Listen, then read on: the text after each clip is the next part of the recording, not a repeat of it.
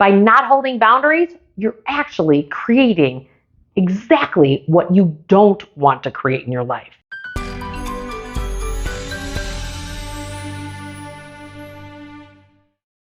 Without boundaries in life, particularly financial boundaries, where would you get to in life, right? Like my experience has taught me, I had this one client years ago where he was just like, my daughter won't stop putting shoes. She has a shoe problem on my credit card. How old is your daughter? And he's like, 28. I'm like, well, how did she get your credit card? It's not like that just happened, right? Like she just didn't call up to the credit card company and get your credit card.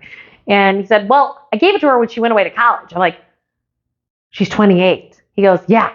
And I go, so what part of in you feels deficient or you feel like you didn't show up for your daughter that you have all this guilt that is coming up that you're not holding this financial boundary with your daughter? On top of the fact that you're actually not teaching your daughter to build her own financial muscles. So this is the challenge. When we don't hold boundaries, the problem is you're actually paralyzing and giving a crutch to other people so they're not building their own muscles for what they need to learn in their life because you're stuck in your gunk. You're stuck in your guilt, your blame, your judgment around whatever it is. So it's time to start to recognize where is it that you need to hold healthier boundaries in your life that actually position you to be lucky to create exactly the life that you want to live.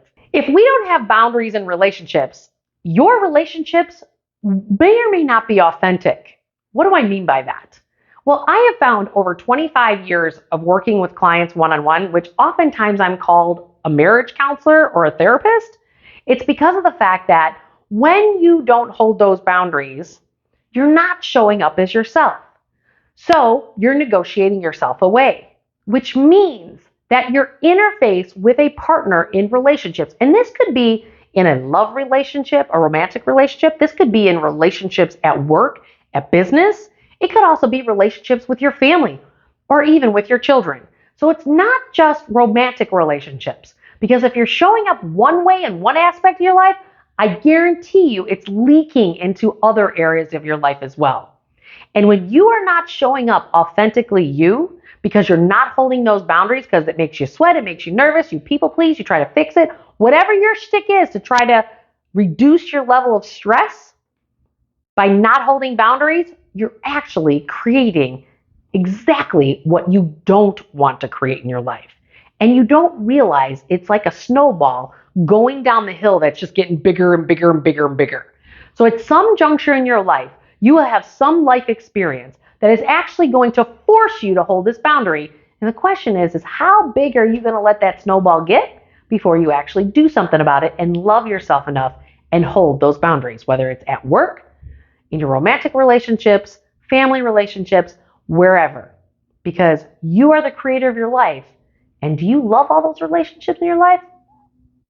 I don't know. Many people negotiate themselves away. Do you? There's many different ways to create boundaries with people. Boundaries doesn't necessarily have to be a response. You might be way too nervous to actually give a response. So your boundary could just be that you don't call somebody back. Your boundary could be that you just don't respond. You're not available. Your boundary could be that you need to just block their phone number on your phone for a while because you're building the muscle to hold stronger boundaries.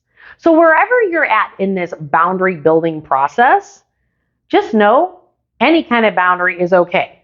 If you're at the beginning stages and you tend to be more meek and more quiet, you know what? The more you can be in neutrality, and even if it means that you disassociate and pull away, that is still a boundary.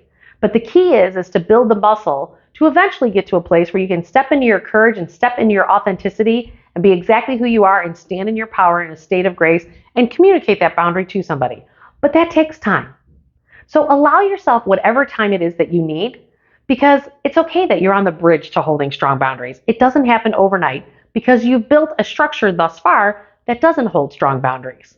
And one of the best resources I know out there is a therapist, and she has a book called Boundary Boss. It's a really great read for those of you who don't hold good boundaries, and she's one of the best.